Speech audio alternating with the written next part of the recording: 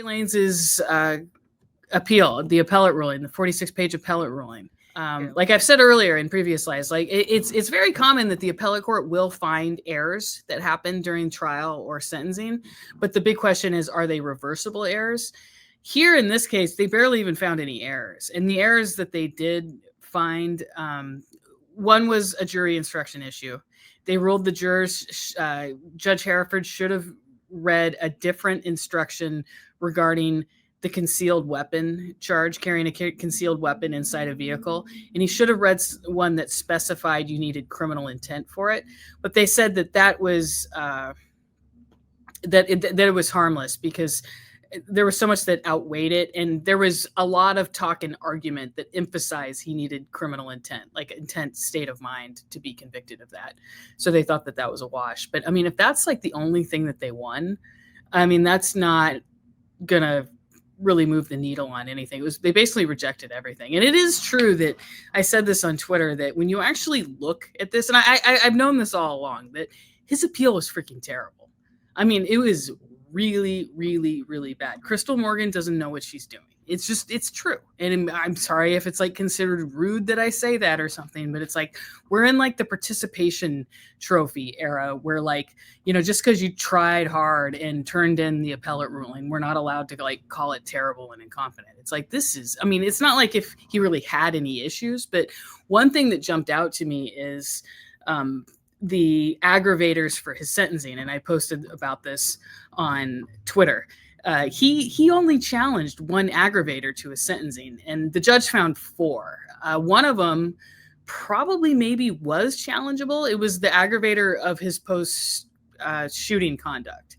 And it's like, where in the statute does it say that the judge can apply that? But he never even challenged that on appeal. So the one that he did challenge was Meghann being found a vulnerable victim. And the argument that Crystal Morgan put forth on that was that Meghann had to have known, or she had some knowledge that there was perhaps an armed individual in the car, so she had time to run or flee. I mean, these are incompetent arguments. I mean, somebody says here, literally a joke. It's like, yeah, no, seriously. It's like, what is this? And somebody on Twitter was like, this is like the biggest sign that we live in a stimulation. It's like, seriously. And all these grifter, like the state representative in Florida, of course.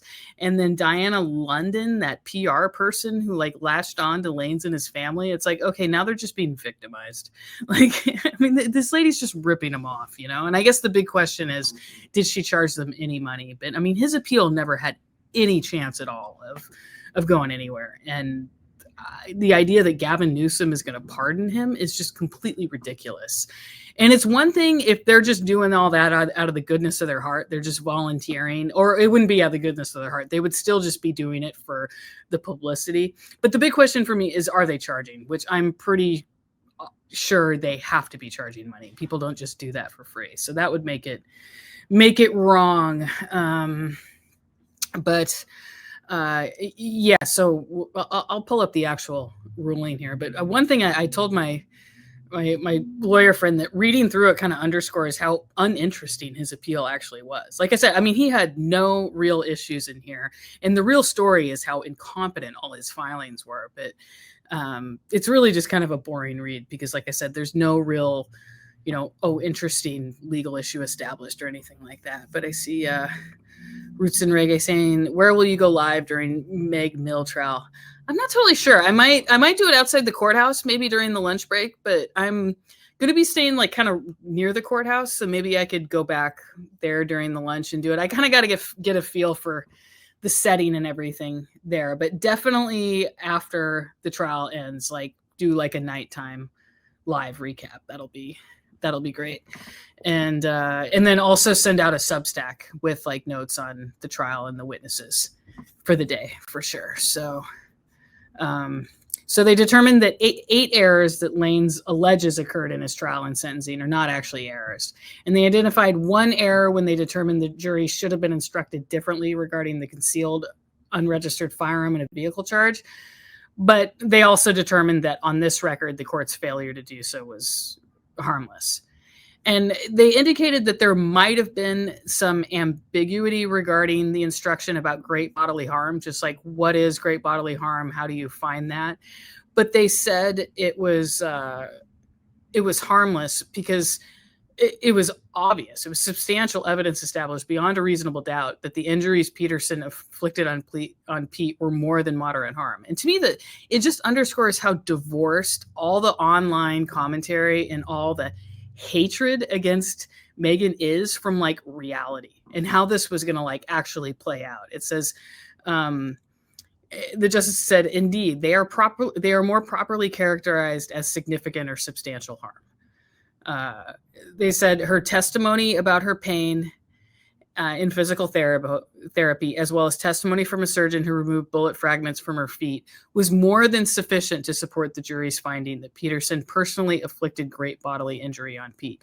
Seriously. I mean, the idea that any of that was ever going to like fly in an appellate court is just weird. And I think it's a good indication of how the trial could go. Like I said, it's going to be a really interesting defamation trial because it is your just initial reaction to it is like, well, I mean, Lanez has a right to still say that he's innocent, and people can support them and say that they think the jury got it wrong.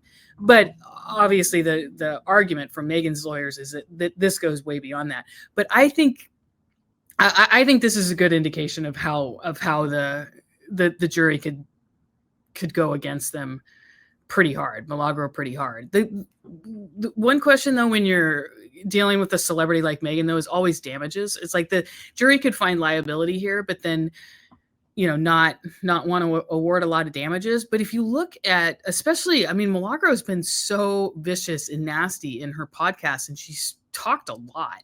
And when you actually read some of the stuff it says, it's all about, they talk specifically about her record sales, her concert stuff. It's all about her career. And I saw a comment today that I was like, well, that could just be like evidence in this defamation trial for damages or something. It's all about how, this is just going to follow Meghann around for the rest of her life. It's going to affect all her relationships, et cetera, her career. She's never going to be this big, blah, blah, blah. It's like, yeah, I think this is all stuff that her lawyers are going to be pointing to in trial. I don't think we're going to see that actual tweet because it's about Milagro, not about just random people on the internet and everything they say.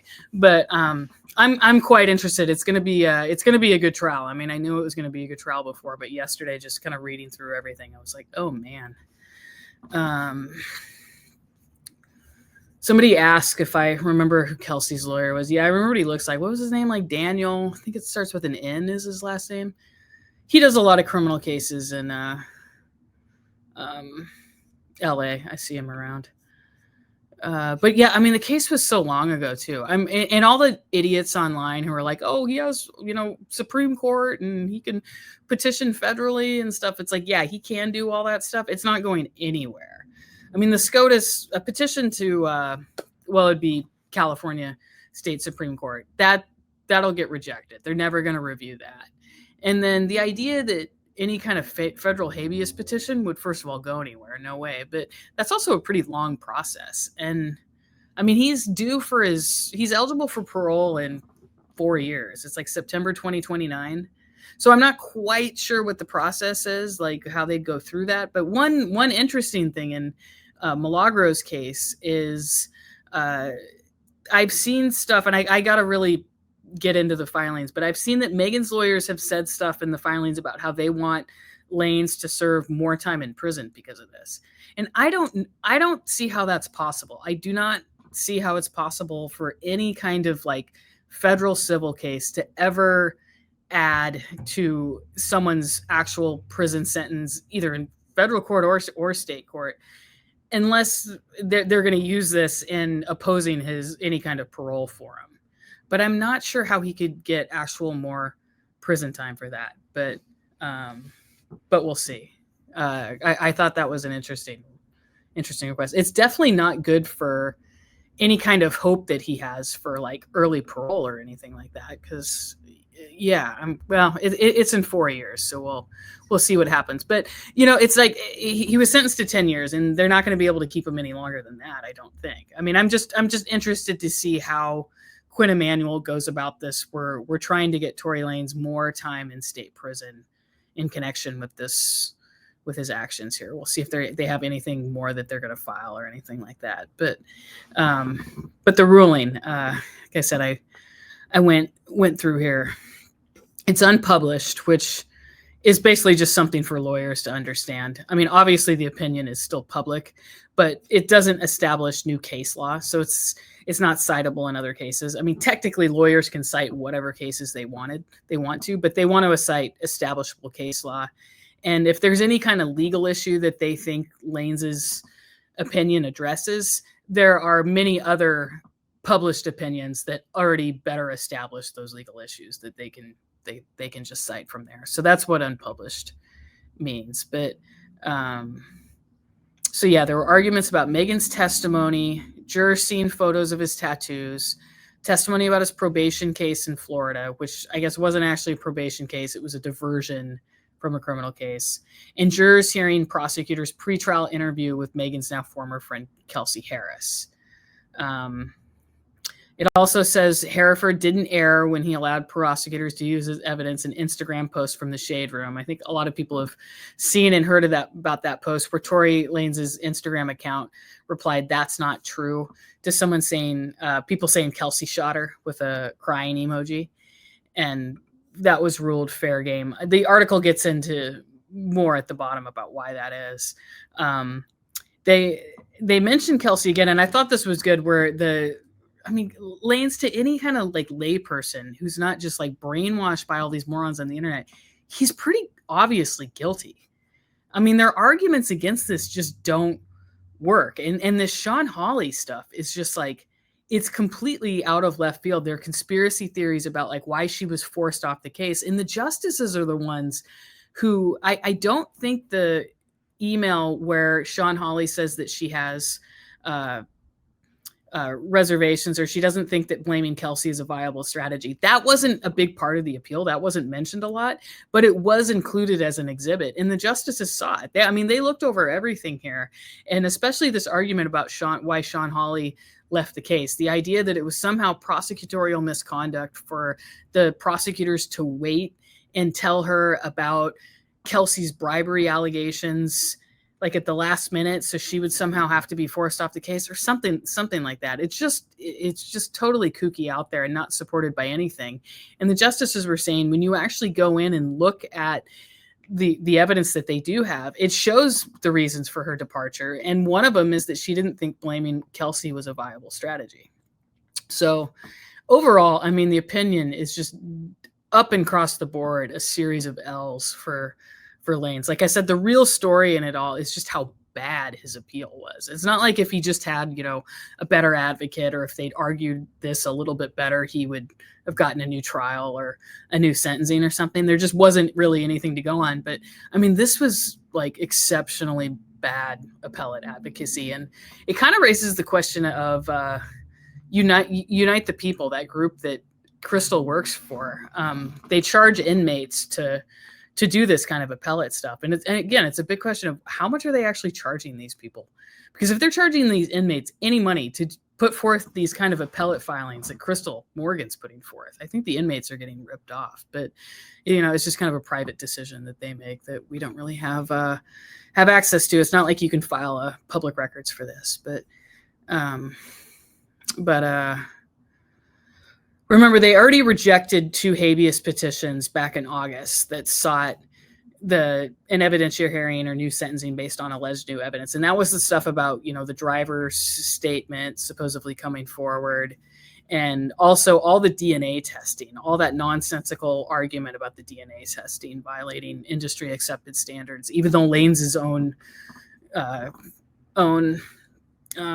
expert spoke to it all. That was all rejected back in August. So remember, we do have video of the appeal up that you guys can watch. I mean, it was just obvious from watching the appeal. Like if they were considering overturning a criminal sentence or ordering a new trial in a case like this, they would have been asking a lot more questions than they did. but they didn't ask hardly any questions. It was obvious how it was going to go.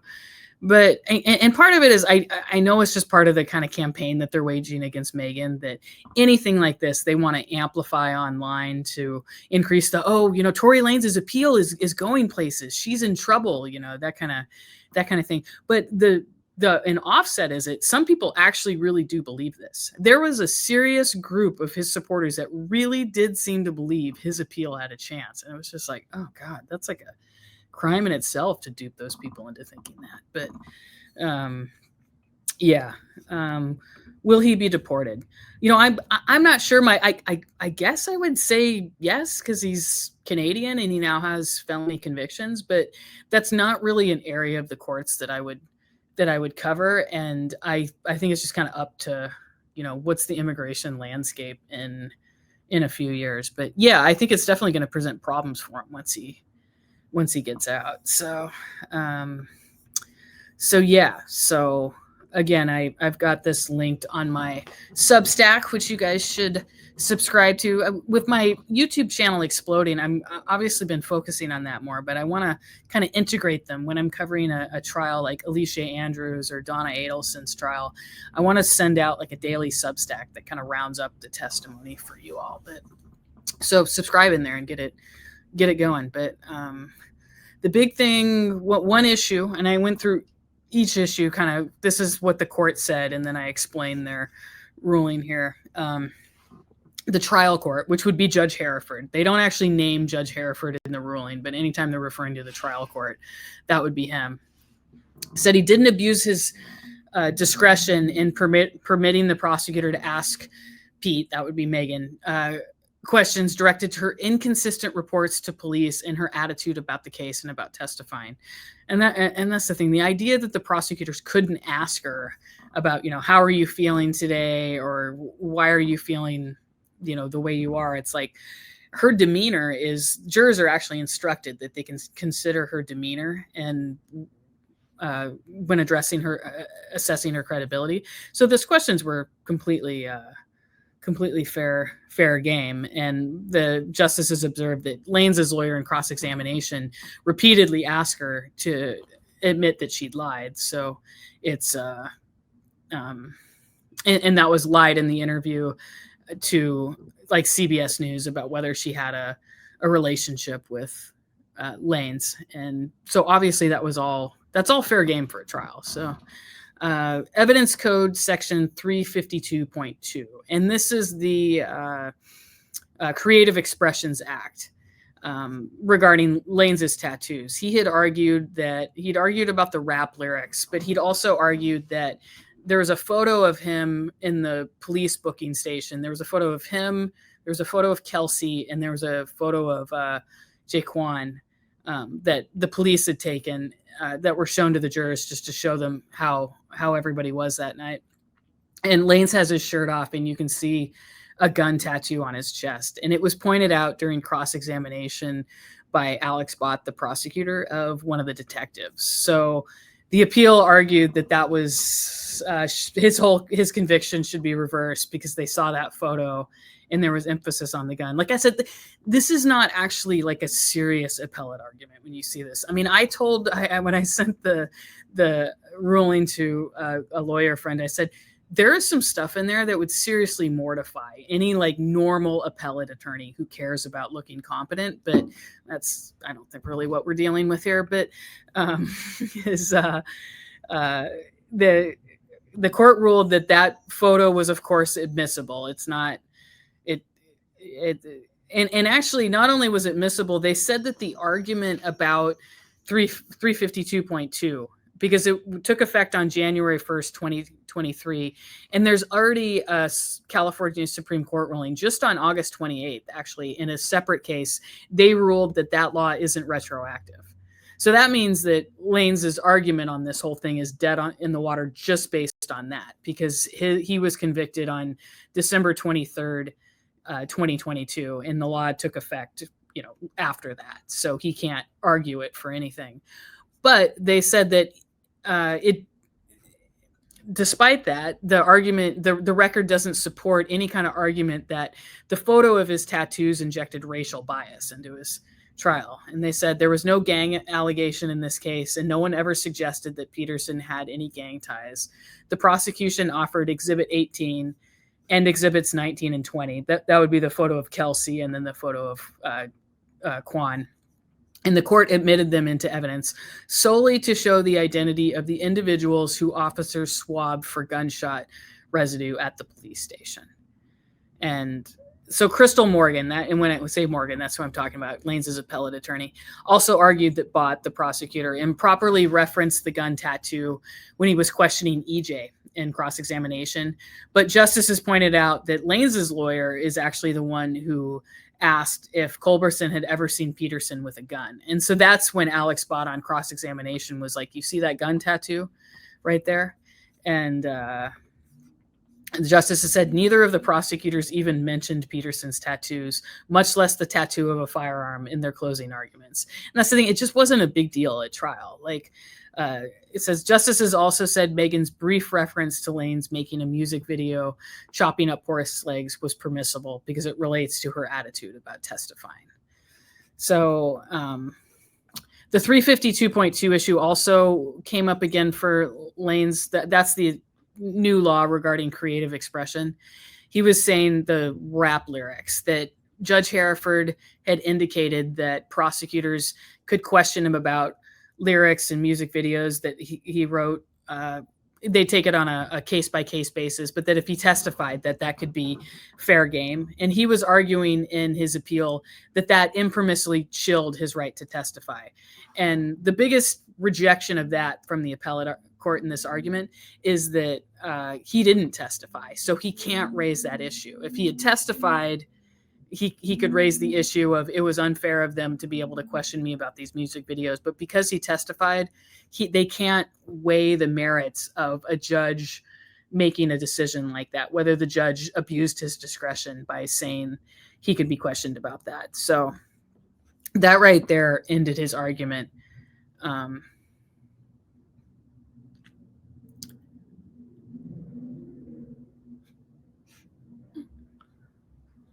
There's some talk about this U.S. Supreme Court ruling that I kind of get into. Like I said, I mean, it really wasn't a very interesting appeal. It just kind of was a chore to write about, and kind of realized that, I mean, Twitter is a really toxic website. Like I said, I think it's pretty much dying and going away. But if you just get off that website, all the bots and the kind of people that he has trained for this go away. They're not there. And like I said, he's running out of options here on what he's doing. And his camp has got to come, maybe hopefully realize that they're not being well served by these state reps and wannabe PR influencers who are taking their money. So hopefully this will kind of die down. And I think the Milagro trial is going to be a big test of that. I mean, if she gets a defense verdict, that's going to be big for her. I mean, she's going to feel emboldened. But if she gets hit with some kind of big verdict, that could be big. So I think it's going to be, like I said, that's going to be a really good trial. But, the mention of Peterson's criminal case in Florida was not prejudicial. So justices said that testimony about Lanez being on probation in Florida didn't unfairly prejudice him because prosecutors elicited it after his lawyer implied in questioning that Meghann falsely told police Lanez claimed to be on probation. Lanez actually was on diversion for a criminal case in Florida. And remember, all Meghann testified was that Lanez told them that he was on probation. He said, like, after the shooting happened and they were in the car, he told them, like, you guys can't say anything. I'll give you all $1 million if you don't say anything. I'm on probation. So whether he's on probation or not was like kind of irrelevant. I mean, he was on a diversion, and like you'd hear somebody say, oh no, you can't say anything. I'm on diversion. Like, it doesn't mean that he didn't say that he wasn't on probation. But during trial, McDezian, Lanez's lawyer, actually stipulated with prosecutors after that happened that jurors be instructed that diversion and probation are not the same. You are not to speculate about the circumstances of Mr. Peterson's grant of diversion in 2017. It was terminated in 2017. And you are not to conclude from this evidence that Mr. Peterson has a bad character and that he's disposed to commit crime.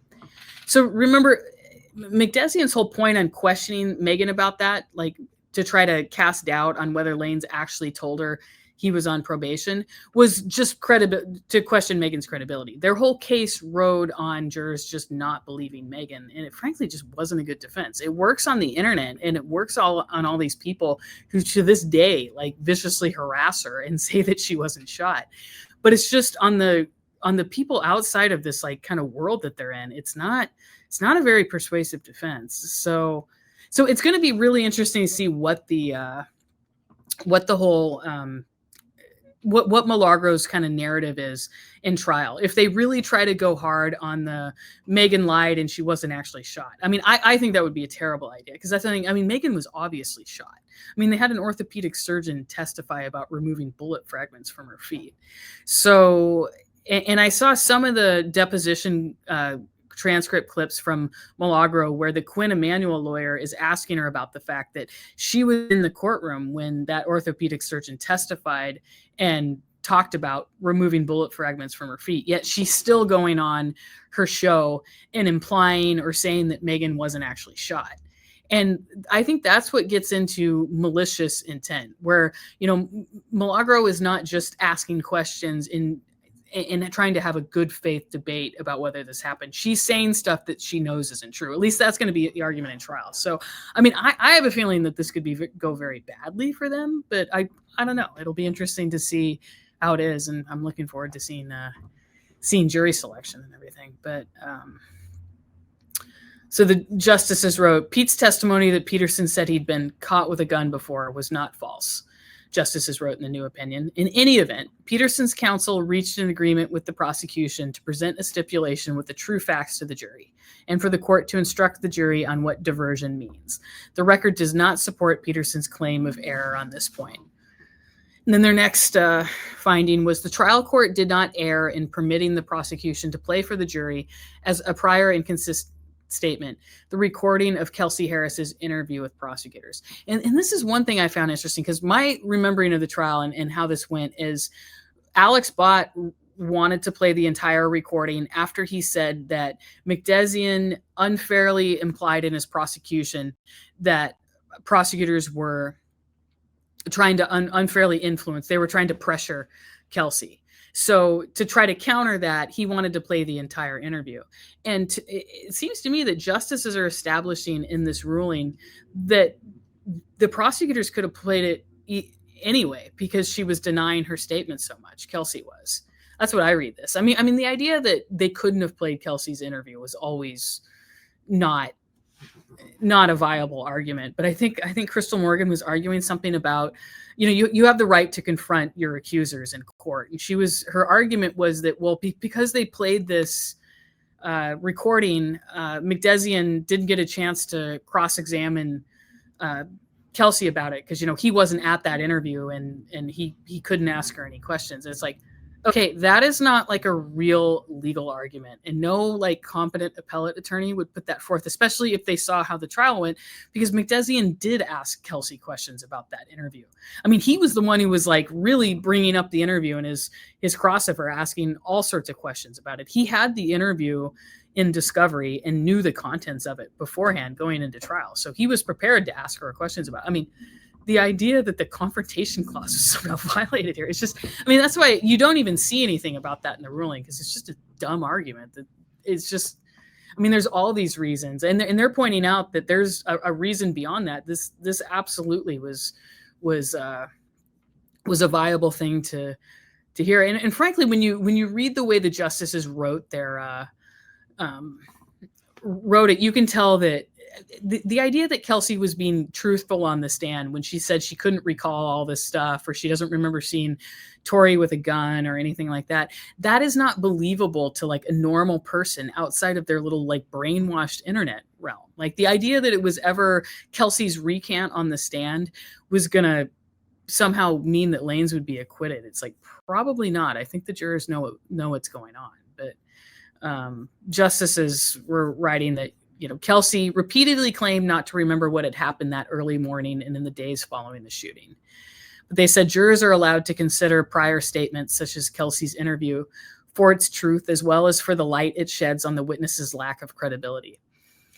She said, so the prior statement has a dual purpose. It may be considered for impeachment as well as substantive evidence. And that's kind of the first time that I've really seen that argument put forth, or that fact put forth in this case. It's like, it wasn't just to impeach Kelsey. It was to show the jurors actual evidence of what happened in this thing that prosecutors are trying to prove. When a trial court concludes on substantial evidence that a witness's professed lapses of memory are false, evasive devices to avoid truthful answers, it may admit as inconsistent the witness's prior statements describing events the witness now claims to have forgotten. So that's a case law. They're quoting some case from 1996 when they do that. And I do have Kelsey's interview linked in here if anybody wants to hear it all. And their next finding is that the trial court did not abuse its discretion in admitting evidence regarding an Instagram post. After jury selection, prosecutors moved to admit a "that's not true" comment Lanez's Instagram made in reply to a comment on, I should add an A in there, on a post from the gossip powerhouse, The Shade Room, that said people saying Kelsey shot her. So Morgan argued on appeal that prosecutors improperly disclosed the post late and that it shouldn't have been admitted at all under evidentiary rules against hearsay. And the new opinion says Lanez forfeited the timeliness issue. That's the you disclose this late issue, because he didn't object during trial. And then justices also said that any error in admitting the post was harmless. They didn't find that the post shouldn't be admitted, but they just said if it shouldn't have been admitted, it was harmless, because as Judge Hereford noted when rejecting his motion for new trial, it was an extremely minor issue in the case. And I thought this was good. And I should highlight this on Twitter. This would be a good one. It says, the case turned on Pete's testimony, Peterson's admissions to Harris when he called her from jail. Exactly. Like that recording of him calling her and profusely apologizing to the woman that he then turned around and tried to blame for the shooting in trial, that was so bad for him. Like that, I mean, yeah, there you go. So, and then also as somebody who watched the trial, it was pretty well established that it's very possible Lanez is not actually the one who typed that comment on his Instagram account, that celebrities have people who control their social media for them. So it's not a given that Lanez is the one who typed "that's not true." It could have been somebody else doing it for him. So yeah, the idea that he was convicted based on that is ridiculous. He wasn't. So the trial court said, or the appellate court said, there wasn't anything to see there. It said their next finding was that the trial court, which remember, that's just Judge Hereford, properly instructed the jury on count 1 in the firearm enhancement. Any error in the instructions on count 2 was harmless. So this is where they did get one win, even though it's not really a win when it doesn't do anything for your client. And the justices also say that your argument was somewhat difficult to understand, somewhat. But said she didn't cite case law to support her assertion. Oh, I thought this was funny. When you actually read it in the ruling to it, it punches. And this is an example of one of the findings where I told another lawyer that there was some stuff in that ruling that would seriously mortify any attorney who cares about looking competent. But they say that Morgan didn't cite case law to support her assertion that assault with a semi-automatic firearm is a general intent crime, yet the enhancement attached to this count requires specific intent. And justices said, no case has held that assault with a semi-automatic firearm or personal use of a firearm enhancement requires specific intent. I mean, they're like, where the hell is this lady getting this from? I mean, it's like, okay, yeah. Moving on. Justices said Morgan's contention about the instruction for count 2, carrying a concealed firearm within a vehicle, requires more discussion. So they're indicating, yeah, there is an issue here. And forget getting into... They get into all the details in the opinion about which actual instruction Hereford read and which he should have read. But they said that Hereford should have instructed jurors that the crime requires the specific state of knowledge instead of only general criminal intent. Except they say on this record, the court's failure to do so was harmless. Yeah, I mean, the idea that if the jurors somehow, falsely convicted, or they wouldn't have convicted Lanez if only they'd been instructed differently on this carrying a concealed firearm charge. But Hereford instructed jurors that prosecutors had to prove Lanez had wrongful intent and knew the gun was in the vehicle. And then Bott, in his closing argument, argued in closing that Lanez knew the gun was in the car. He's like, of course he knew the gun was in the car. He just shot Meghann with it.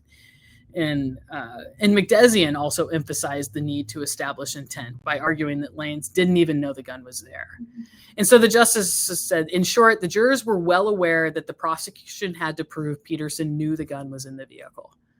And they're quoting a 2016 Fifth Circuit ruling that says jurors are presumed to be intelligent and capable of understanding and applying the court's instructions.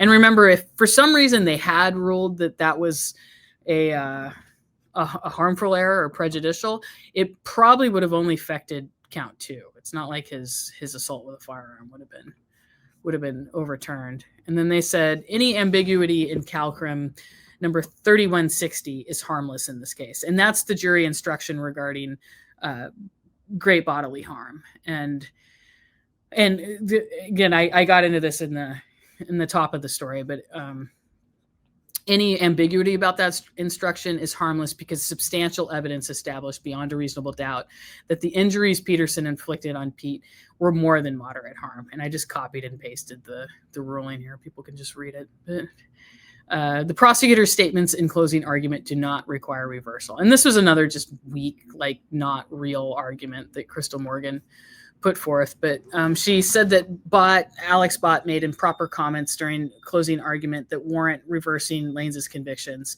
But judges said the claims fail on the merits.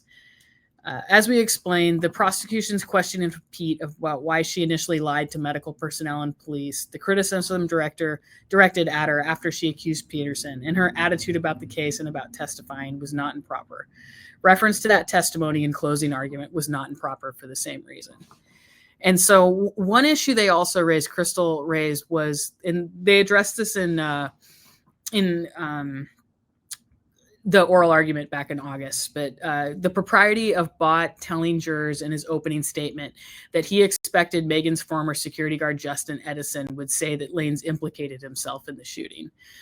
The new opinion said it's not uncommon for counsel on both sides to tell the jury that a particular witness will testify, only to be unable ultimately to procure that witness's appearance. Because remember, Edison never testified. So part of Lanez's appellate argument was that his entire conviction should be reversed because Bott told people, influenced jurors in his opening statement by telling them Edison would implicate Lanez, and he never did. But justices weren't having that.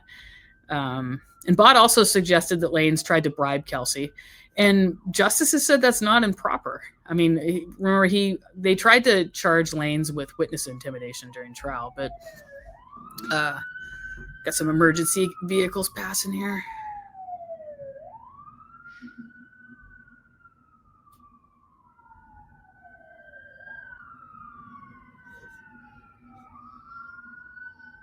So Pete testified that Peterson said, "Don't tell on me, and I'll give you all $1 million if you don't tell on me immediately after the shooting."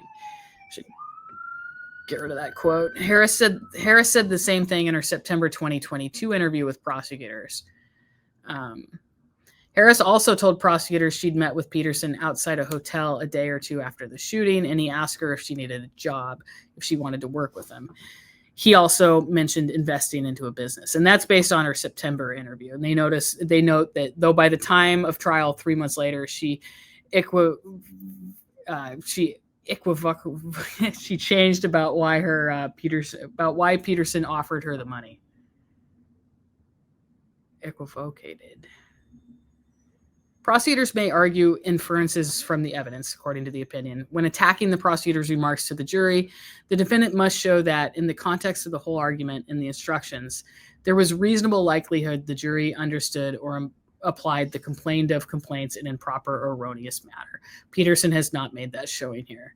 Yeah, that was just not a viable argument, ever, really. So justices also rejected Morgan's argument that Bott improperly denigrated defense counsel, and the justices called the trial vigorously litigated and hard fought. In sum, none of the prosecutor's statements constituted deceptive or reprehensible methods that were reasonably likely to have affected the outcome of the proceeding. Oh, and this is their stuff about Sean Hawley, which we covered above. But the idea that Hawley was somehow pushed to withdraw from the case because prosecutors waited until trial to accuse her of bribing Kelsey. It says Peterson's wholesale failure to support any of these assertions with citations to the record is telling. And it says, then this is when they get into the Kelsey not a viable defense.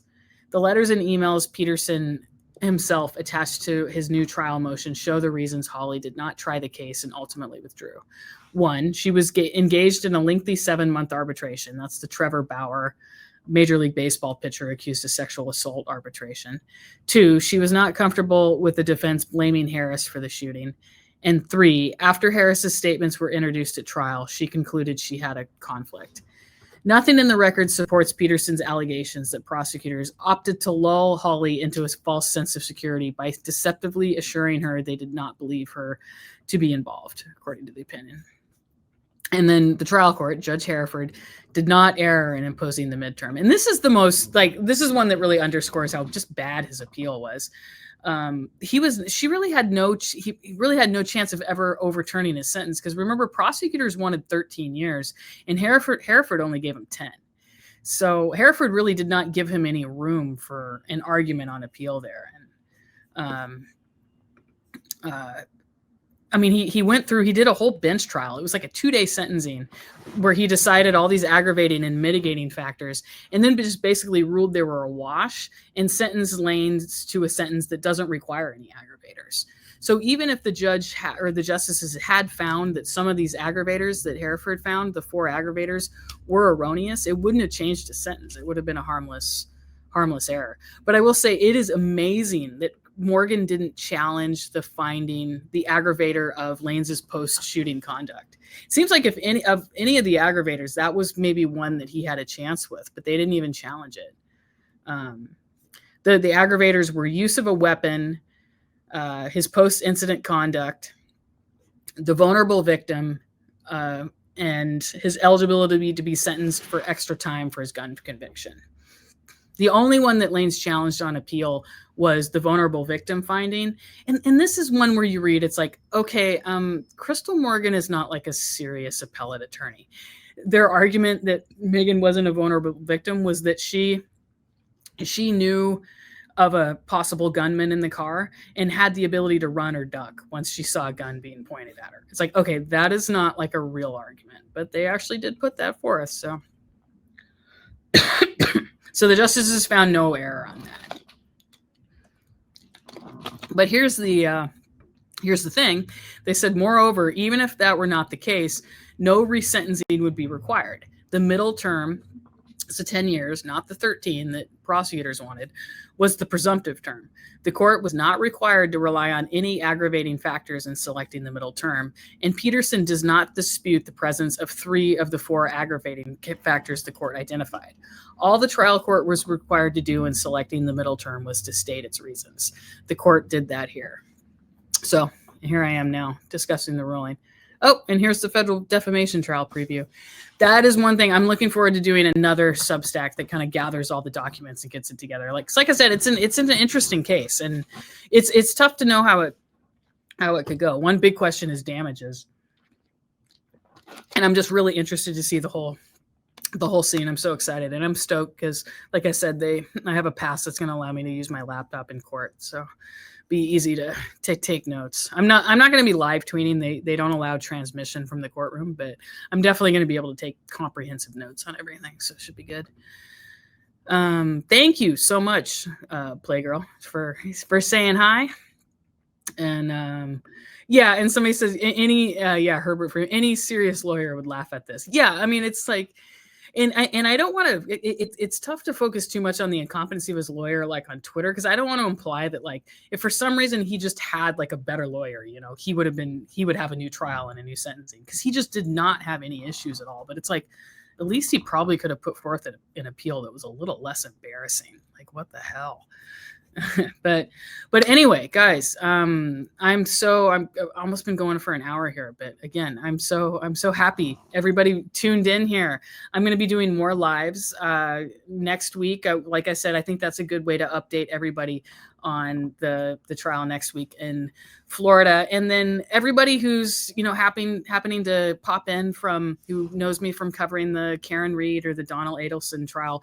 Again, thank you so much for all your support and all your views and all your subscriptions on that. Those trials were so big, and it's so interesting, and it was great to be able to share it with all with you. And I want to do more with this channel. You know, I want to get more, now that I have more resources, I want to get people together to you know, help me put together videos. Like I would like to put together more professional videos of me talking about court rulings, like this Tory Lanez appellate ruling, that kind of thing. So I want to keep doing that. So everybody, give me a like, give me a subscribe, go to my legalaffairsandtrials.com Substack to subscribe, and I will keep in touch. Remember, I'm putting together a preview article on this big defamation story, so I want to get you guys all up to speed on that, and then I will see you guys next week from Florida. So thank you so much, and yeah,